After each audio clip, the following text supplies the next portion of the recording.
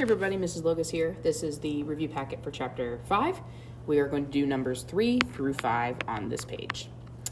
Name all of the ways we know how to prove congruent triangles. Well, here are the 5 ways. Side, side, side, side, angle, side, angle, side, angle, angle, angle, side, or RHL. Also, I think it's worth it to write ways that do not work would be angle, angle, angle. That's not a way. And side, side, angle. These two are not ways to prove triangles congruent. So let's apply this. For number 4, by which method, if any, are the pairs of triangles congruent? If there is none, write none. Okay. So angle A, or part A, it looks like RHL because there's a right angle, but we have side, angle in the middle, side in both situations. So the reason these are congruent is because SAS. Part B, we have angle, side, side, which definitely spells a word that is not appropriate, which if written backwards is SSA. That right here is not a reason to prove triangles congruent. So I'm going to put a cross through that, and it says write none if you cannot prove congruent. So that's none. Part C, it looks like we don't have enough information. We only have 2 sets of congruent parts, but these 2 angles are vertical angles. So we have side, angle, side again, just like part A. So that is SAS. And then lastly, in this part, we have side in the middle with 2 angles surrounding in both situations. So these would be congruent because of angle, side, angle. For number 5, we are initially doing the same thing, but we're also focusing on congruent statements and the idea of corresponding parts. So, first, are these 2 triangles congruent? Yes, they are congruent because of side, side, side.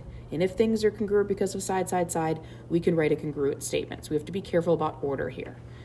Triangle A to B to C would have to be written in the same order. So you start with the letter and go down the side marked once. So we go A to B to C. So we'd have to go D down the side marked once up here. So this wouldn't be DEF, it would be DFE because we're going in the same order that we did for ABC, so order does matter. Now that we have the triangles marked congruent, it was congruent because of side, side, side. So what this next part is saying is if the triangles are congruent, please name the remaining corresponding parts. So these are the pieces that we did not know were congruent initially. So if I looked at this, we have all 3 sides, which means all 3 angles have to be congruent as well. So if you looked at the congruent statement, angle A and D are congruent now. And I have a little angle symbol here just so you can see what we need to fill in. Angle B would be congruent to angle F. And lastly, angle C would be congruent to angle E. So all of these represent the corresponding parts or the congruent pieces after we know that the triangles are congruent. The next one, these 2 triangles, we have these 2 angles marked congruent. We have these 2 sides. So it looks like we don't have enough until we remember that AC is reflexive with itself. So these are congruent because of side, angle, side again. Side, angle in the middle, side. And once we have that, we can name our triangles congruent. So the first one's named A to B to C. So if I'm doing things in the same order, it would be A to D to C for the other one.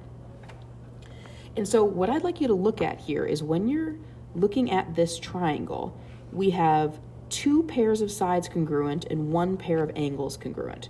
What we need to write down here is the remaining pieces that are now congruent because of what we already have. So let me use purple here. Now that the triangles are congruent, I know that this side and this side are congruent. So I know that AB is congruent to AD. The reason I wrote it in that third blank is because it didn't have an angle symbol. I also know that angle B and angle D, because they're in corresponding positions, are now congruent because of the fact that we just proved the triangle's congruent. And lastly, let me just name them with numbers. I think it's easier. Angle 1 and angle 2 up here, those would be congruent because those are in corresponding positions. And now that I know that the triangles are congruent, those parts are congruent as well. Let's do it again with this one. Triangle KLM. So first, I noticed that these two triangles are congruent because of angle side. The reason it's angle is because the side is not in the middle, so that's why it's AAS and not ASA.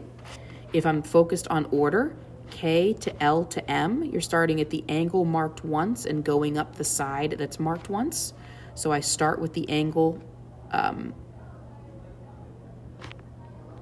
Actually, if I take a second look at this one, now that I'm naming it, I don't think these are actually congruent. Here's why. So if I go, let me erase this just for a second. So if I go from K to M to L, then I'm going from the one marked once to the one marked twice to the segment that's blank. But if I do that over here, I go from the angle marked once to the angle marked twice and then up. Now I have the one that actually has the little line. So these are not in the same order, which means there is no reason. So these are not congruent. They're not in the same order. And if they're not congruent, I can't draw a congruency statement and I can't do corresponding parts. So because these are not in the same order, I'm going to write not in the same order, we can't say that they're congruent. Well, I'm glad I checked that. That can be very sneaky. Excellent. This last one looks like we have both triangles have a right angle and then a leg and hypotenuse. So this would be RHL, RHL. So triangle ABC, if named in that order, would have to be the same. So you're going from A and down the hypotenuse and then towards the right angle, A to B to C. So that would be D to E to F. The reason is RHL. And now that I look at my triangles, what I need to think about is what the corresponding parts are. I already have three things marked. I have the hypotenuse, a leg, and an angle. But now I need to say what are the other things that are congruent because of the triangles. So now that I have my congruency statement, angle A here is now congruent to angle D here. So I'm going to write angle A congruent to angle D. I also know that angle B and angle E are congruent because of the picture and because of the congruency statement, B and E. And the other piece that I didn't know initially is this bottom segment here and this bottom segment here. So BC, and we need to name things in the correct order. So we're going from B to C. So we'd have to go from E to F to match it exactly. And here, I'm just going to write a little note that order matters. All right, so I took you through numbers 3 through 5.